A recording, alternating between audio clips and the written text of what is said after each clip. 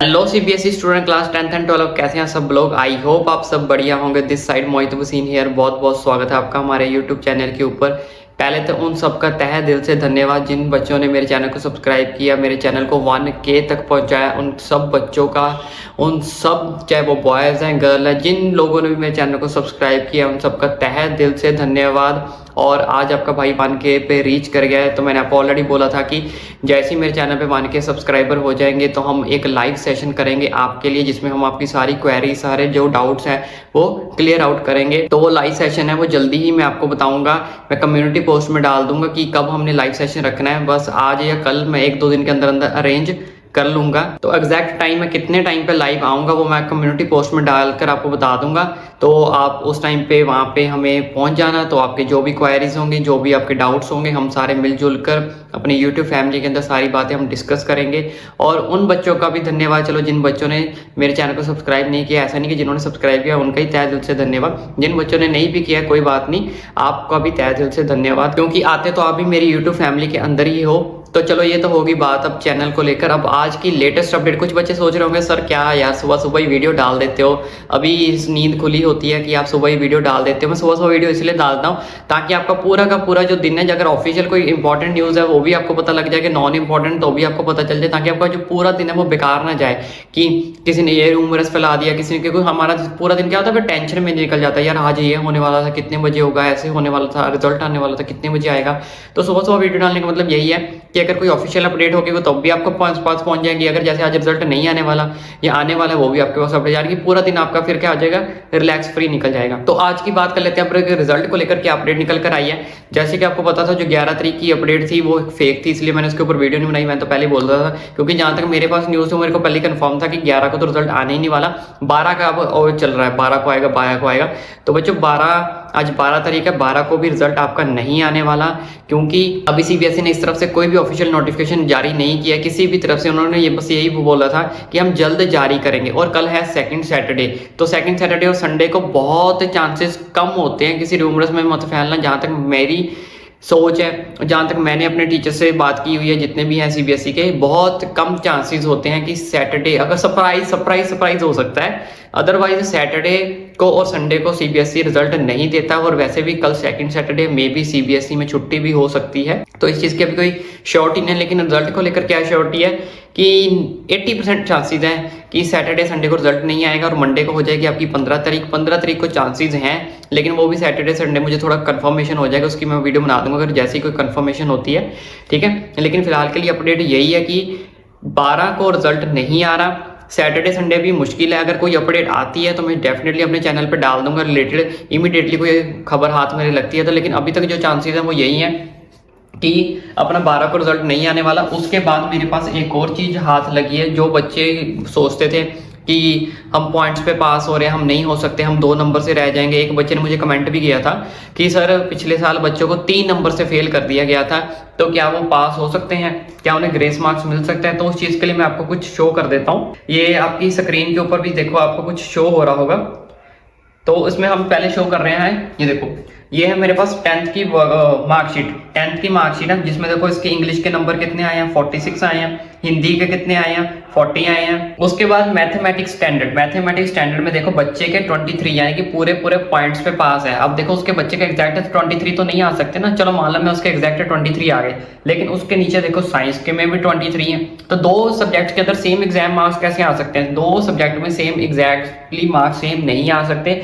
चलो मैं मानता हूँ उसने मैथ्स में पूरा पॉइंट्स पे लिखा था, उसको पूरे के पूरे 23 मिल गए, तो क्या साइंस में भी उसने पूरे पॉइंट्स पे लिखा था जो उसको 23 मिल गए? ऐसा नहीं होता, ठीक है ना। यहाँ तो उसके 18 बन रहे होंगे, 22 बन रहे होंगे, 21 बन रहे होंगे, 16 बन रहे होंगे, कुछ भी बन सकते हैं। लेकिन उसको बोर्ड ने क्या किया है, रीच किया है कहाँ पे, बाउंड्री से 23 तक, कि आप क्या हो जाओ, पास हो जाओ। और ओवरऑल मार्कशीट आप देखो कि वो बंदा पूरे के पूरे पॉइंट्स में पास है और किसी भी सब्जेक्ट के अंदर फेल नहीं है, ठीक है। मैं आपकी एक चीज को मान लेता हूँ, पहले तो मैं ये भी नहीं मानता कि दोनों में एग्जैक्ट 23 आ ही नहीं सकते, ठीक है ना। अगर कोई बच्चा एग्जाम देता है तो 2 में एग्जैक्ट सेम नंबर नहीं आ सकते, बहुत कम चांसेस है। अब बच्चे का देखो, जिस भी बच्चे की मार्कशीट है, मैं उसका नाम तो चलो वायलर नहीं करूंगा, ठीक है। उसका मैथ भी वीक था, उसका साइंस भी वीक थी, दोनों में वो वीक था। दोनों में अगर वीक होगा तो मान लो दोनों में भी फेल हो सकता है, ठीक है ना। हम प्रोबेबिलिटी लेके चलते हैं, दोनों में फेल हो सकता है। तो दोनों में से अगर मान लो फेल हुआ तो सीबीएसई ने उसे क्या कर दिया, 23 पे क्या कर दिया, रीच कर दिया। अब मान लो चलो कुछ बच्चों की प्रोबेबिलिटी होगी नहीं सर 2 में कैसे फेल हो सकता है 23 बच्चे के पॉइंट, चलो मैं मान लो तो 1 में फेल था, 1 में तो दोनों में तो एग्जैक्ट सेम नंबर 23 नहीं आ सकते ना, तो चाहे वो मैथ्स में फेल था चाहे वो साइंस में फेल था, लेकिन सीबीएसई ने दोनों के उसको अंदर 23 पे पहुंचा दिया ना। बाकी देखो इंग्लिश में उसके काफी अच्छे नंबर है 46 है, ठीक है, हिंदी में उसके 40 है, लेकिन मैथ्स स्टैंडर्ड साइंस वाले सब्जेक्ट उसके पास 5 ही थे, देखो उसके पास कोई ऑप्शनल सब्जेक्ट नहीं था, और साइंस सोशल साइंस में उसके कितने 43। और दूसरी चीज मैं यहाँ पे आपको क्या शो करने वाला हूँ, देखो प्रैक्टिकल के मार्क्स देखो, प्रैक्टिकल ये वीक स्टूडेंट है, ठीक है ना, वीक स्टूडेंट है, 2 बच्चे 2 सब्जेक्ट में फेल था, ठीक है, जो पॉइंट्स पे पास है, हम इसको फेल नहीं अभी कह सकते, ठीक है, तो अब ये पॉइंट्स पे पूरी तरह अच्छी तरह से पास है। लेकिन इसकी ये प्रैक्टिकल के मार्क्स देखो कि प्रैक्टिकल के जो मार्क्स हैं वो एक भी जो है 10 से कम नहीं है। मैं कहता हूँ ये जो स्टूडेंट है ये बॉटम लेवल का स्टूडेंट है, मैं आपको ये कराता हूँ, ये क्या है, ये बॉटम लेवल का स्टूडेंट है। अगर बॉटम लेवल के स्टूडेंट के प्रैक्टिकल में मिनिमम कितने नंबर लगे हुए हैं, 10 नंबर लगे हुए हैं मिनिमम, ठीक है, तो एवरेज स्टूडेंट के कम से कम क्या है 15 तो लगेंगे ही लगेंगे ना, 15 लगेंगे, 17 लगेंगे, वो भी शो करता हूँ, सारा कुछ शो करूंगा, वीडियो में बने रहो।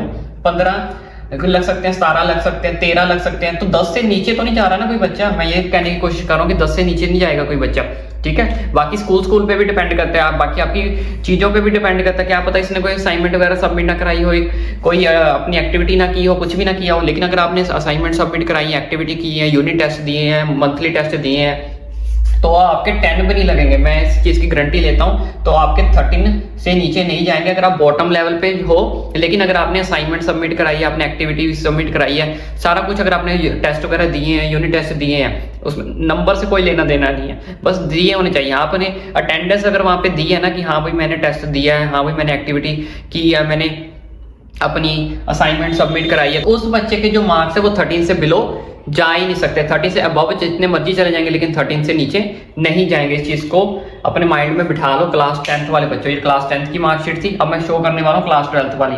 बच्चों क्लास 12th की भी देखना, आपको इसमें बहुत कुछ देखने को सीखने को मिलेगा, देखना। अभी मैं आपको शो कर रहा हूँ क्लास 12th की मार्कशीट। क्लास 12th की मार्कशीट में देखो बच्चे के इंग्लिश में कवर में कितने लगे हुए हैं 53, फिजिक्स में कितने हैं 23, फिजिक्स में देखना फिजिक्स में कितने नंबर है उसके 23, अब केमिस्ट्री में भी 23 है 2, और मैथमेटिक्स में 34 है, और उसके बाद पेंटिंग में 21 है, ठीक है, 30 में आउट ऑफ 30 का नंबर होता है पेंटिंग का। तो ये पिछले साल की वर्कशीट है, सॉरी मार्कशीट है, इस चीज का ध्यान रखना। 2022 के ऊपर लिखा होगा, अगर आप स्क्रीनशॉट पर जूम करके देखना चाहो तो देख लेना, 2022 की है ये, पिछले साल की, कोई पुरानी नहीं है, इसकी बहुत पुरानी मार्कशीट में उठा के ले आया हूँ। ये सब आपको प्रूफ देने के लिए कर रहा हूँ कि आप मोटिवेट रहो, ठीक है ना, हर चीज को नेगेटिविटी में नहीं लेना यार कि मैंने अटेम्प्ट नहीं किया, मैंने नंबर नहीं कम आ जाएंगे, मैं वो आ जाएगा, कुछ नहीं होता, ये आपके सामने लाइव प्रूफ दे रहा हूँ मैं, तो टेंशन क्यों ले रहे हो। अब चलो बात कर लेते हैं हम 23 इसके किस में लगे थे, इसमें लगे हैं फिजिक्स में और केमिस्ट्री में। अब इसमें भी सेम केस है, बच्चा 2 सब्जेक्ट में तो नहीं फेल हो सकता, मान लो चलो दोनों में फेल था, लेकिन सीबीएसई ने उसे 23 पे रीच कर दिया ना, ले भाई तू पास हो जा, तेरे 23 फिजिक्स में भी कर दिया, तेरे 23 केमिस्ट्री में भी कर दिए, फिजिक्स में भी कर दिए, ठीक है, और केमिस्ट्री में भी, जबकि ये मेन सब्जेक्ट होते हैं, ये भी चीज को ध्यान में रखना, ये कोई ऑप्शनल सब्जेक्ट नहीं है भाई चलो इंग्लिश का सब्जेक्ट था, ठीक है, या फिर अपना हिंदी का था या कुछ भी था, ये देखो ये दोनों ही मेन सब्जेक्ट हैं पीसीबी और पीसीएम के हिसाब से, पीसीबी या पीसीएम के हिसाब से ये दोनों क्या है मेन सब्जेक्ट है, और मेन सब्जेक्ट में ही बच्चा क्या है पॉइंट्स पे पास है। देखो ये मेन सब्जेक्ट में क्या है पॉइंट्स पे पास है, बाउंड्री से पास हुआ है। अब सीबीएसई चाहती तो उसे फेल भी तो कर सकती थी कि भाई तेरे मेन सब्जेक्ट ही फिजिक्स केमिस्ट्री है और तेरे फिजिक्स केमिस्ट्री दोनों में ही फेल है, ठीक है ना, चलो मान लो एक में भी फेल था, एक में तो उसे ग्रेस मार्क्स मिला ना, अटेम्प्ट के नंबर मिले, मॉडरेशन पॉलिसी के नंबर मिले, जैसे मर्जी मिले, बंदा है कि 23 पास तो हो गया ना, हमें क्या पास होने से मतलब है। और उन बच्चों को कह रहा हूँ मैं, जो बच्चे डर रहे हैं कि सर मेरे 21 बन रहे हैं, मेरे 20 बन रहे हैं, मेरे 18 बन रहे हैं, तो ये बच्चा 2 में कैसे पास हो गया, वो भी दोनों मेन सब्जेक्ट के अंदर।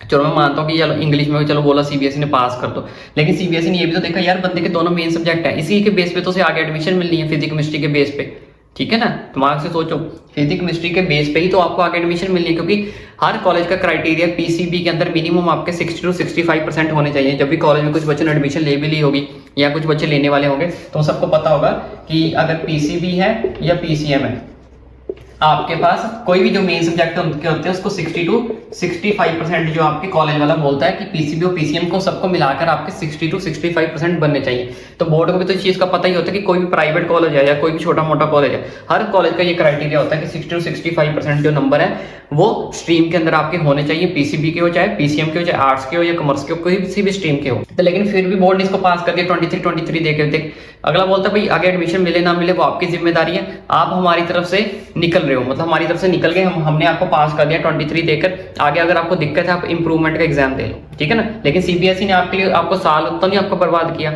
आपका साल तो नहीं खराब किया ना आपको कि दोबारा एग्जाम दो, आपको कंपार्टमेंट दे दी, आपको 2 सब्जेक्ट के अंदर पूरे पॉइंट्स पे उन्होंने पास किया, चाहे ग्रेस मार्क्स से दिया या कुछ। सेम केस है, चलो मान लो मैं एक बच्चा बोलता हूँ कि एक में उसने 23 पूरे ले लिए, क्या दोनों में एग्जैक्ट 23 उसमें भी ले लिए? ऐसा नहीं हो सकता ना, ठीक है। तो इस चीज को अपने माइंड से निकाल दो कि अगर 21 बन रहे हैं तो सीबीएसई मुझे नंबर नहीं देगा, मुझे ग्रेस मार्क्स नहीं देगा, तो आप आराम से पास हो जाओगे, टेंशन ना लो। एंड इसके अलावा कोई और अपडेट आती है तो मैं डेफिनेटली आपके साथ शेयर करूंगा। वीडियो अच्छी लगी हो और कीप स्माइल नाउ, ठीक है, डरना नहीं है। वीडियो अच्छी लगी हो तो वीडियो को शेयर करें, चैनल को सब्सक्राइब करना ना भूलें।